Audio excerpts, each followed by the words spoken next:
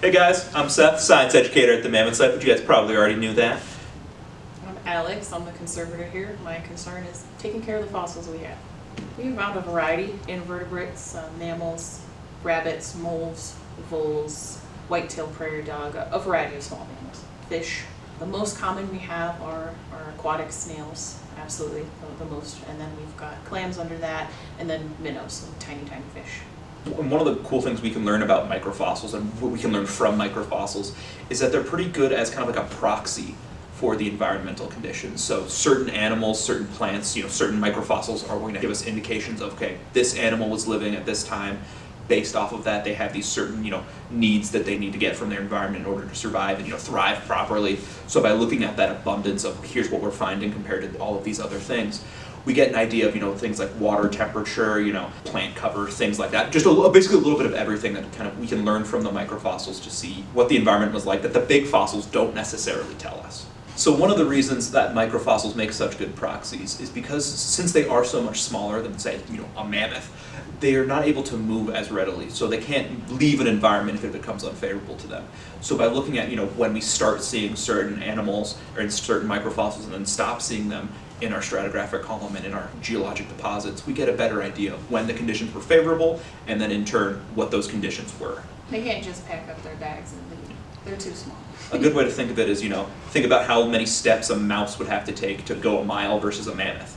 That wasn't until about the early to mid 80s. So at first, our bread and butter is always going to be the mammoths. That was Dr. Larry Egenbrod's focus at the time.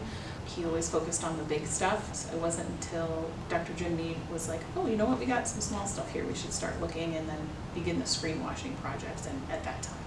Most of the microfossils we're finding, so again, those aquatic snails and clams, we're finding them on the shallow end, so the west end. And that's just because that shallow water is more favorable, just like Seth was talking about. They want those favorable conditions. Same with minnows. You're not going to find minnows today in that real deep water. You're going to find them hanging out by the shallow ends. Getting our microfossils takes some time. We initially weren't seeing them because of how we were digging, so we had to adjust what we were doing. Folks were taking, say, paint scrapers and very slowly shaving rocks away, but that will also shave away any microfauna you're getting out of there. So we had to make some adjustments, and then we were finding them a little bit more frequently. So we take our dirt, we'll have big chunks of sediment and rock, and we'll wash it. There's classic water, very simple. Put it through some very fine screens. So all that's left are the tiny rocks, tiny fossils, and then with the help of a microscope, lots of patience, steady hand, maybe some caffeine, we'll pick those out with some tweezers. And from there we can ID what we have.